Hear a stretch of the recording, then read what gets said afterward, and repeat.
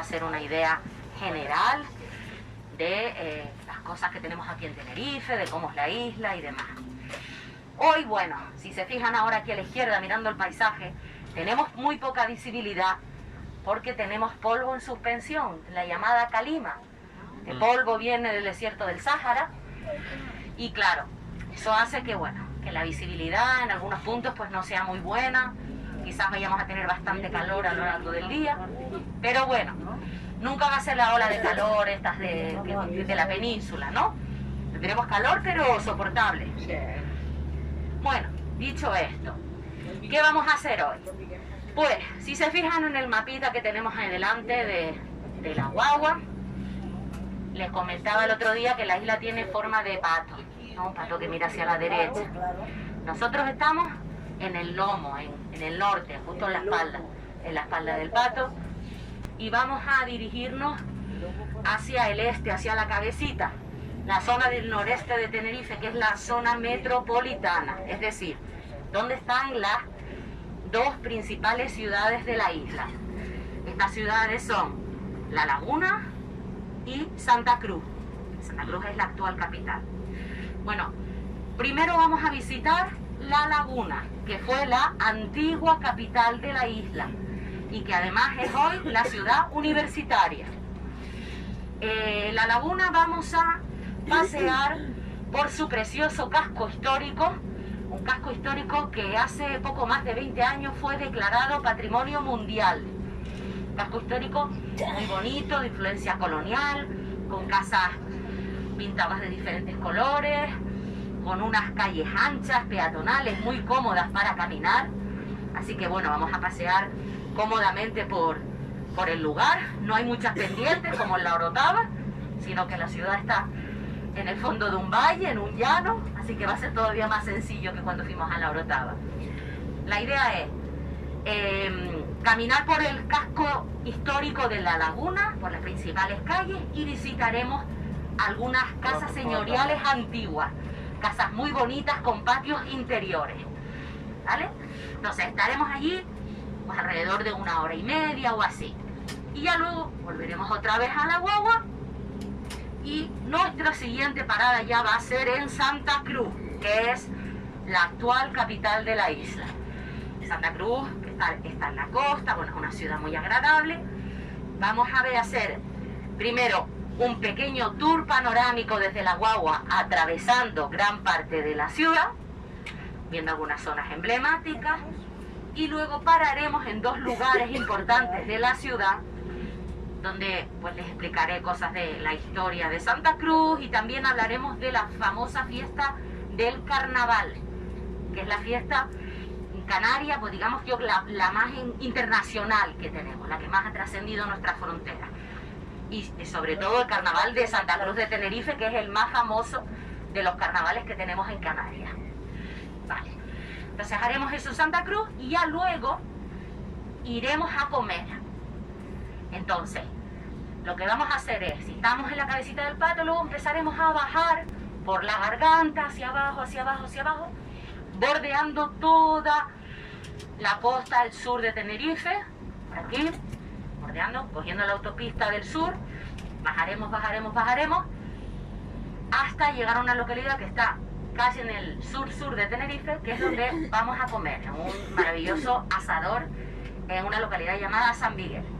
Comeremos allí y después de comer echaremos una siestita, lo que quieran, lo que quieran. Bueno, después de comer volveremos otra vez a la autopista y empezaremos a subir por toda la costa suroeste de la isla, también en paralelo con la costa. Llegaremos otra vez a la zona norte, del noroeste, y la idea es hacer luego también una parada para ver el famoso drago milenario de Icod de los Pinos. Eso es muy cerquita de la colita del pato, en el noroeste de Tenerife. El drago milenario es pues algo así como una maravilla natural que tenemos aquí en Tenerife. Es junto con el Teide uno de los símbolos de esta isla. Es un inmenso drago muy grande, de grandes dimensiones, que además está considerado el más antiguo del mundo. Es algo así como el tatarabuelo de todos los dragos que hay en el planeta. Tiene más de 1000 años, por eso le decimos el drago milenario. Entonces vamos a parar allí, para ver este atractivo natural, y ya luego, después de eso, volveremos a casita. La idea es estar de vuelta alrededor de las 5 de la tarde. ¿Qué les parece? Muy bien. Perfecto. Bien, ¿no? Vamos a aprovechar bien el día. Muy bien. Que yo creo que va a estar interesante. Perfecto. Bueno, una cosa que pasará hoy es que vamos a ver estos grandes contrastes que les decía que existen en la isla, sobre todo entre la zona sur y la zona norte. Ahora estamos en la zona norte, pero dentro de unas horitas vamos a estar mirando hacia el sur y encontraremos un paisaje completamente diferente al que estamos viendo ahora. Cuando yo hablo de zona norte, vertiente norte, o zona sur, vertiente sur, ustedes tienen que pensar que de la mitad de la isla hacia arriba es el norte y de la mitad de la isla hacia abajo el sur. Hay una cadena montañosa que cruza la isla horizontalmente y divide estas dos partes de la isla. ¿De acuerdo? Entonces, el norte, que es donde estamos ahora, como pueden ver, que es un sitio árido, sin plantas, ¿no? No, todo lo contrario. Muy verde, con muchos árboles, con muchas plantas, muy fértil. De hecho, hay otras zonas incluso más verdes que esto que estamos viendo. Bueno, pues es como algo así como la Galicia de Tenerife, sería el norte de la isla. Y sin embargo, cuando vayamos al sur, verán que aquello es casi un desierto, una zona muy árida, donde apenas hay árboles. Lo que vamos a encontrar son matorrales, arbustos, cactus, plantas que están adaptadas a la sequedad, a la aridez. El sur de Tenerife podría ser algo así como Almería, México, mientras que el norte de Tenerife es como Irlanda, Galicia.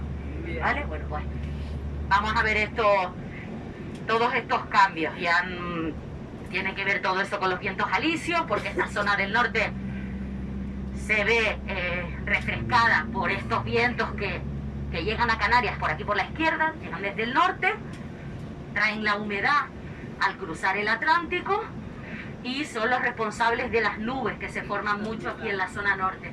Muchas veces se quedan estancadas en esta zona, no cruzan a la otra vertiente y por eso tenemos estos grandes contrastes. Dejan humedad en el norte, pero en el sur no dejan tanta humedad. Vale. Bueno, eso ya lo veremos. Ahora yo creo que lo que tenemos que hacer es centrarnos en nuestra próxima parada, que va a ser La Laguna. Como les dije, La Laguna es una ciudad muy importante porque fue la antigua capital de la isla durante poco más de 3 siglos. Una vez la isla se conquista, La Laguna se convierte en la capital. Bueno, creo que es interesante hablar un poco de cómo se funda La Laguna, cuándo se funda la ciudad, pero para eso conviene que hablemos un poquito de la historia de Tenerife. A ver, así un poquito, antes de empezar a meternos con la historia. Las Islas Canarias, ¿qué creen? ¿Que están cerca de África o están más cerca de la península? De África. De África, ¿no? Estamos justo frente a el desierto del Sáhara, en el sur de Marruecos, frente a las costas del sur de Marruecos. De hecho, estamos 10 veces más cerca de África que de la península ibérica. ¿Esto qué quiere decir? Pues que desde un punto de vista geográfico, los canarios somos africanos, más que españoles. Sin embargo, hoy en día las Islas Canarias son una región española porque en el siglo XV fuimos conquistados por los castellanos. Pero antes de que los castellanos llegaran a Tenerife y a otras islas,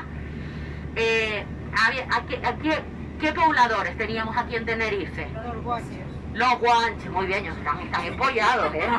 Muy bien, me gusta. Los guanches son solo los de Tenerife, aunque mucha gente se confunde y piensa que son todos los primeros pobladores de Canarias. No, solo los de Tenerife. En otras islas tenían otros nombres.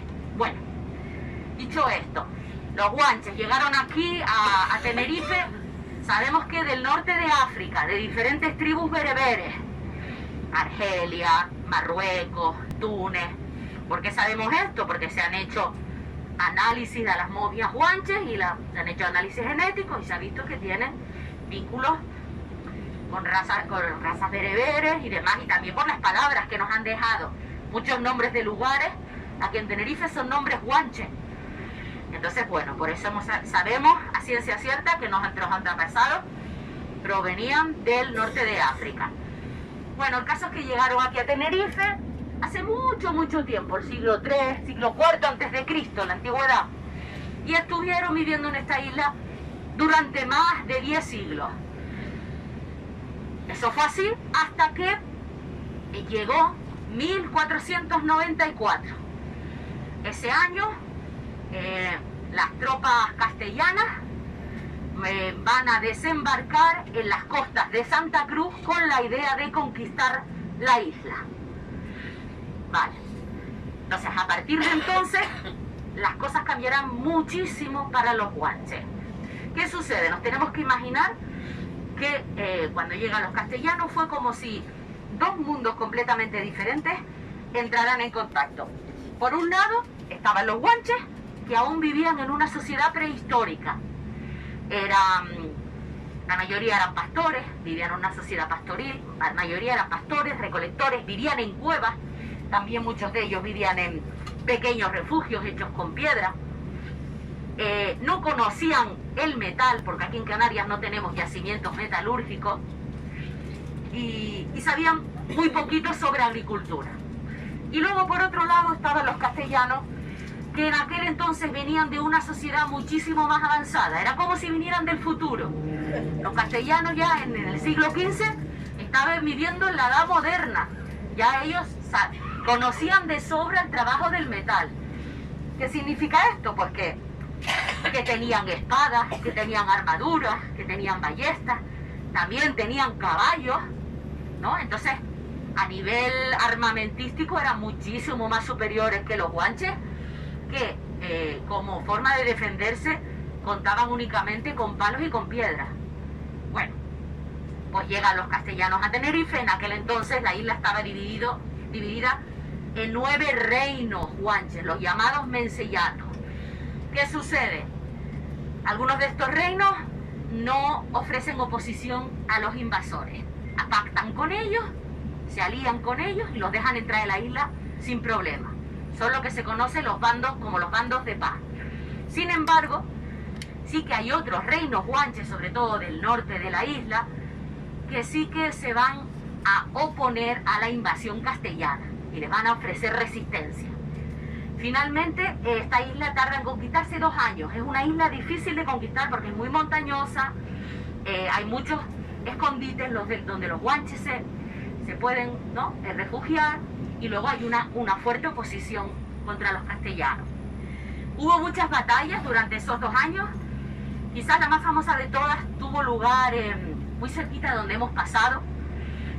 Una batalla que tuvo lugar dentro de un barranco muy escarpado, muy profundo, en el que los guanches consiguieron emboscar a los castellanos desde arriba y les dieron una tremenda paliza. A los castellanos les llegaron palos y piedras por todos lados, murieron 800 soldados, muchos resultaron heridos, incluido el capitán de las tropas, que tuvo que escapar intercambiándose las ropas con otros soldados. Bueno, fue una masacre realmente. De manera que tiempo después, cuando los castellanos por fin conquistan Tenerife, deciden llamar a esa zona donde tuvieron la batalla la Matanza de Acentejo. Acentejo es la comarca. Y hoy en día ese es el nombre de un municipio que acabamos de pasar. Tiempo después los castellanos tuvieron otra batalla por esa zona, y en esa batalla sí que ganaron a los guanches. Entonces, ¿qué hicieron? Llamaron a esa otra zona la Victoria de Acentejo. De manera que viniendo para acá, para la laguna, pasamos por 2 municipios que se llaman la Victoria de Acentejo, la Matanza de Acentejo, en recuerdo de esas batallas que hubo durante la conquista. Bueno, finalmente en 1496 Tenerife se conquista. ¿Qué sucede entonces? Pues muchos guanches desgraciadamente fueron esclavizados. Luego hubo mucha población que murió a consecuencia de enfermedades que trajeron los castellanos. La más mortífera de todas fue la llamada modorra. La modorra era una especie de gripe, una epidemia que provocaba unos síntomas muy parecidos a la gripe. Los guanches no estaban inmunizados para esa enfermedad y el 25% de la población guanche murió por la modorra. Y luego también ocurrió que hubo muchos aborígenes que, no queriendo perder su libertad, no queriendo convertirse en esclavos, optaron por suicidarse. Se iban a sitios altos y se tiraban al vacío de forma ritual. Entonces, hoy en día no nos queda nada así a grandes rasgos. O sea, se ha perdido mucho de lo que es la cultura, la sociedad guanche. Los que sobrevivieron a la conquista, que fueron sobre todo mujeres, rápidamente se mezclaron con castellanos y con otras gentes que vinieron de otros puntos de Europa y que fueron poblando poco a poco la isla.